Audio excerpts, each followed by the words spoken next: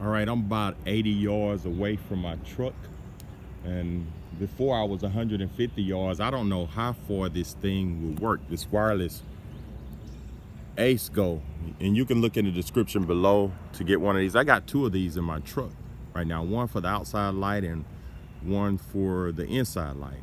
And you probably seen my previous video where I show you how to wire this up. If you want to know how to wire it up, just look in the top right.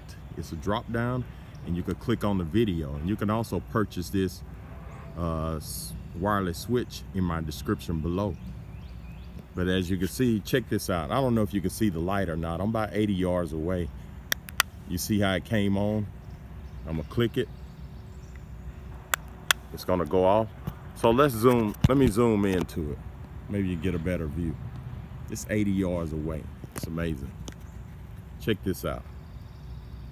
I'm gonna click it. See how the light come on? Click it again.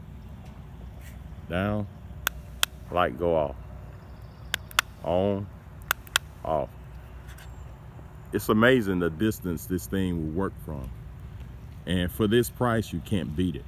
You cannot beat it. So if you would like to purchase one of these, look in the description below.